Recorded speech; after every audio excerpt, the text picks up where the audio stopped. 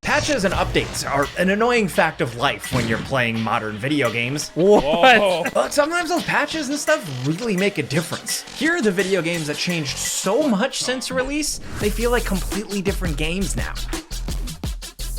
Let's start off with one of the best examples from the last few years at number 10 with Cyberpunk 2077's 2.0 patch. Look, this game is obviously a video game success story. What released as a pretty buggy, oddly unfinished game that just didn't feel great to play, depending on the platform you were on, really just ended up becoming one of the best games of the year. The 2.0 patch released about 3 years later and completely overhauled combat, progression, how skills work, how guns feel, and basically turned a pretty good game that was messy into just a solid great one. And the developers made the right call, dropping the patch before the Phantom Liberty expansion and releasing a product that felt like it matched the really good quality of their previous game, The Witcher 3. The 2.0 patch was like the big nail in the coffin, really finishing things off. Over the course of months and years before that, incremental updates and improvements were made, but the 2.0 patch really kind of put a bow on it all. It was big, it was substantial, and the developers are still dropping updates. The 2.2 patch adds new character customization options, ways to paint your car, and photo mode updates. The best new feature is that sometimes Johnny Silverhand will appear in your car beside you and start talking, in his Keanu Reeves way. Cyberpunk 2077 and the developers at CD Projekt Red just really kept plugging away to make Cyberpunk 2077 a little closer to the game we all wanted it to be and the game they really pitched us on. While it isn't 100% the dark sci-fi adventure maybe some of us wanted it to be, it's still been a really good game. As much as CD Projekt Red was rightfully raked over the coals for the state of how the game originally released, it wasn't the biggest surprise that they kept working on it. I mean, they took the original The Witcher 1 game and kept updating, enhancing, and fixing issues until that game became playable. If they're that dedicated to fixing a janky game like the first Witcher, then it's logical they definitely would have tried to improve the big first-person shooter RPG IP that everyone really wanted. And again, it was painful getting there, but we think it's a net positive. Next over at number 9, Death Stranding Director's Cut. Death Stranding is a game that needed to change, and not because it was bad or unfinished. I really liked it. Hideo Kojima, the creator, coined the term Strand game for its weird genre of single-player game with cooperative social elements. Players could essentially help each other and had kind of an effect on each other's game world, even if they didn't actively participate. You wouldn't see other players running around, but you would see all the cool ramps and bridges and stuff they built for all your needs. And the director's cut is the patch this game technically needed. After the initial explosion of players, it only makes sense that there would be fewer people adding less construction to each area. So the director's cut adjusts the balance and makes some traversal methods more effective, giving you new vehicles that make transporting cargo a little easier, like a reverse trike that has floating cargo containers, or a giant cannon that fires cargo that can actually land safely, or just updating the best methods of travel like the zipline. Before, the ziplines wouldn't work with floating cargo carriers, but that's actually finally been fixed. The graphics also got a big overhaul, and the game gained a bunch of new story missions that flesh out the plot and set up new threads for the sequel, including a very Metal Gear Solid-y sneaking mission in this big warehouse. The new Maser weapon also makes encounters with human enemies a lot less frustrating, and there's new melee takedowns, so you can really feel that CQC training kind of come in handy. While all the updates don't totally change the game, they do make it feel like that game we were always meant to get. And also a couple of new music tracks help too. Next at number 8, Need for Speed was really on a hot streak with Need for Speed Heat, the game. And then the sequel or follow-up to that, Unbound, kept the good times rolling.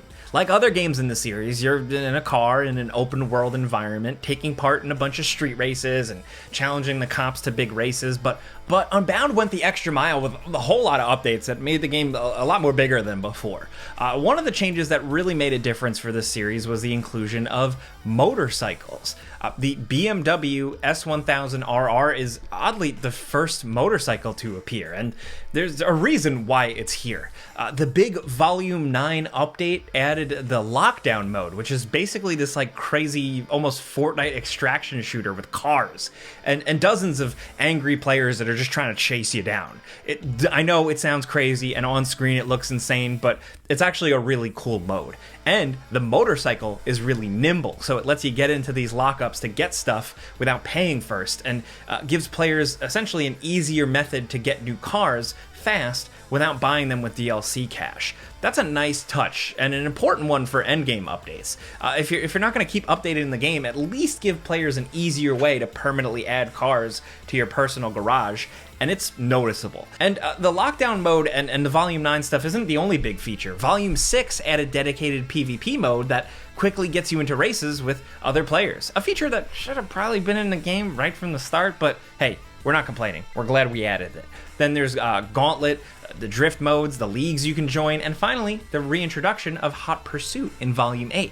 That's a lot more than just, adding a couple of DLC cars here and there. Next over at number 7, not all games are meant to be patched. Vampire the Masquerade Bloodlines is a first-person vampire RPG that, to be honest, never really got the mainstream attention it deserved.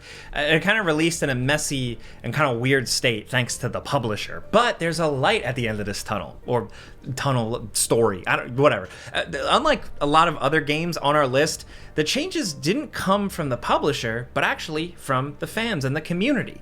Instead of modding the game with new features that the developers didn't intend, the fan patches for Bloodlines restored lost content, fixed bugs, and improved gameplay. The fan patch adds content like some quests, weapons, enemies, maps, music, and everything else that, would make a final full game.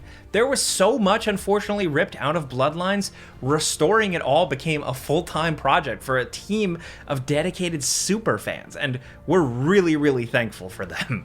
This fan patch has as many major updates as a full game. There are so many updates, the patch had to be split between a base version and a plus version, with the plus version adding more features that probably were never intended. So if you want to play the best possible version of Bloodlines, then you can thank the fans, that community. It's because of them that we got something closer to the developer's original vision.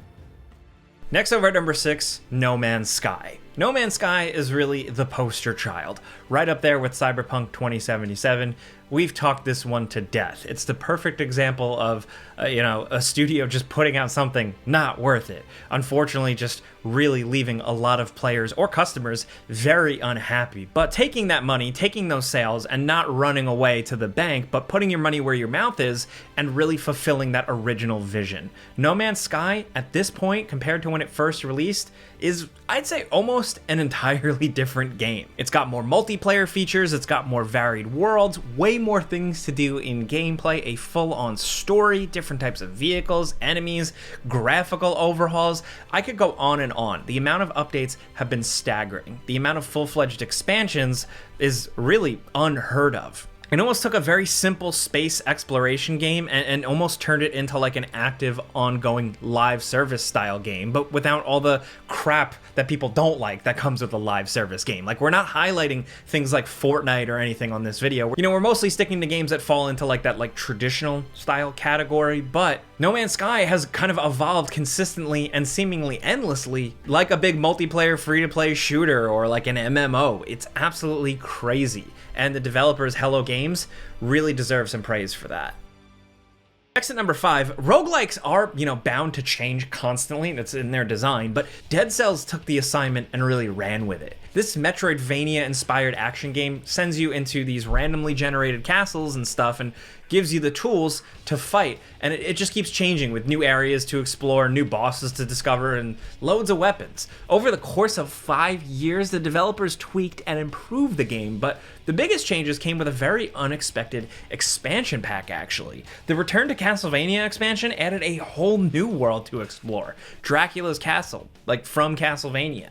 The new section of the map adds 4 new locations, like a host of these new classic Castlevania enemies, and outfits so you can match your favorite heroes from the series. This expansion turns Dead Cells into a mini Castlevania roguelike with kick-ass combat, where you have to retry again and again as you climb to the top to face Dracula's final form.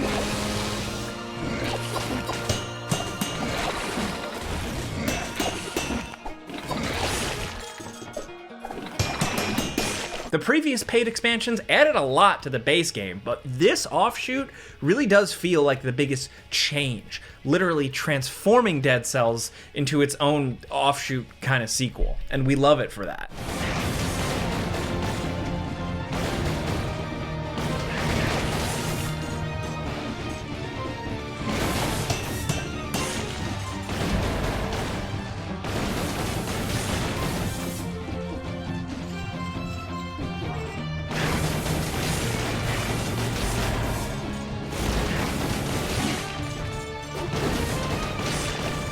Now at number 4, sometimes all the patches in the world can't fix a game that's fundamentally broken. Ghost Recon Breakpoint is a game that changed wildly since its first initial awful release. I did not like this game at launch at all.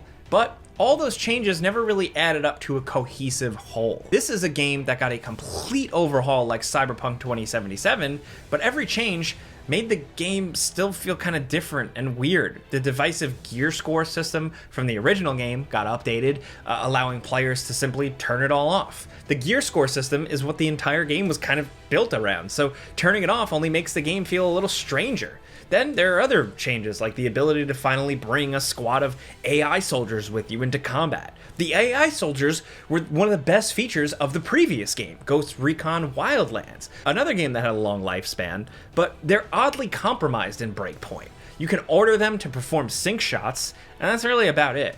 You can tell them where to sit while you run off somewhere else, but it feels like just kind of sticking a square peg in a round hole here. Creature identified. Got a hostile. Should be out of range of the expert. Fire! Watch out! Drone overhead.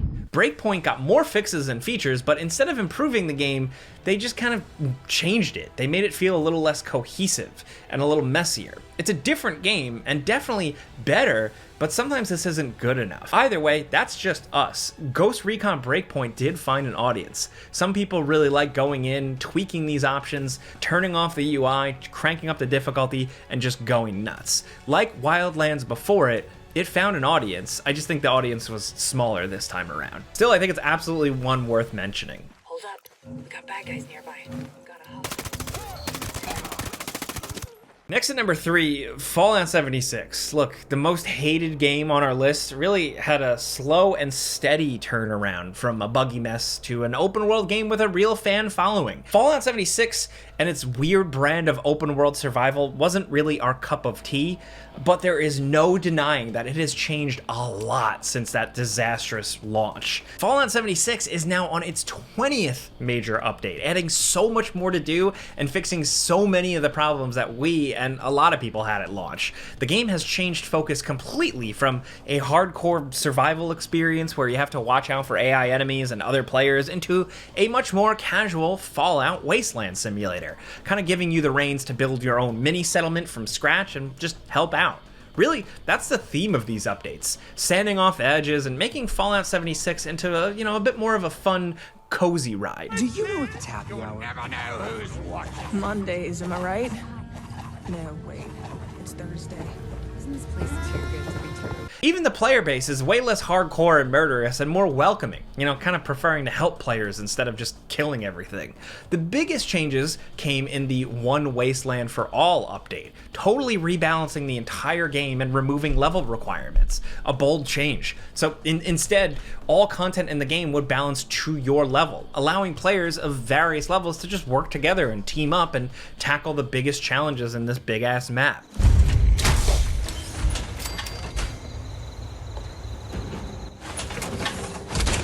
More recently, the free Skyline Valley added a massive section to the whole main map, and an upcoming future update will finally add playable ghouls to Fallout. Look, I know Fallout 76 will always be the laughingstock to some, and I get it. I was totally with you. I played it and ripped it to shreds when it launched, but there's no denying that they have updated it and changed it quite a bit, and it found an audience. There's a lot of people out there that are obsessed with Fallout 76. I know someone personally. They tried to get me back into it, but I thought they were completely crazy until I actually jumped back in and checked it out for myself.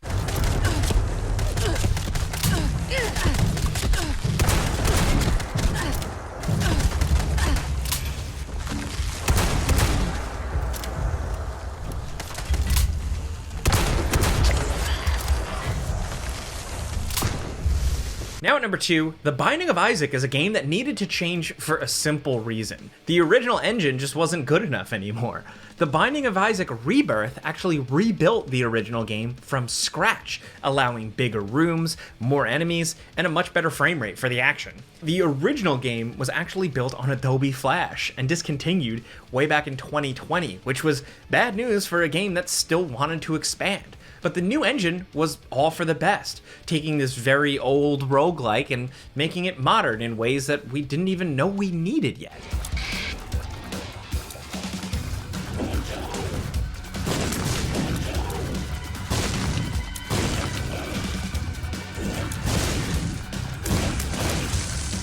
It looks the same and different at the same time, and it just kept updating over all these years. And the patches never stopped. Just a few weeks ago, the latest edition of Binding of Isaac, called Repentance Plus, dropped and added more endings, more content, and fixed even more balance issues. The item changes have been insane since release, and in a game where you never know what each item does, that really does make it feel like a totally different game. And while there are lots of new bosses and levels and monsters and weapons in this weird, gross roguelike, the biggest change is that keys are no longer required to enter the first store in a run, and that's huge for some of us.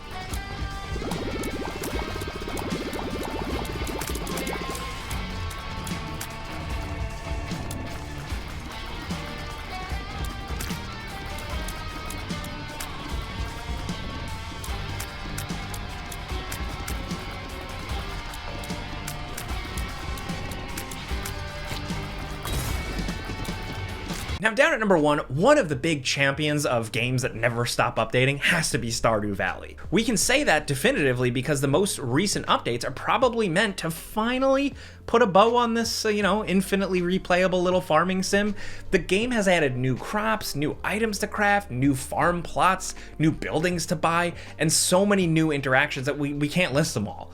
There are tons of quality of life changes and updates, like the ability to divorce or change your profession, and entire multiplayer features so you can play farmhand with your friends. The town, the dialogue, even the graphics have changed so much that an early access player would definitely struggle to understand or comprehend it all. And all these changes were made totally free by the original developer out of love. Just looking at the changelog on the Stardew Valley wiki is dizzying. There are thousands of added features and bug fixes. There's a new island to explore, new facilities in the main town, new secrets, literally new of everything. The developer even finally updated that really funny bed from the opening intro. Look, watching a game like Stardew Valley start off as this personal passion project from a developer and slowly evolve into what it is today really can be inspiring. It can make people feel like they can make a video game too. You'll never start with perfection, but maybe you'll get there with enough update and patches.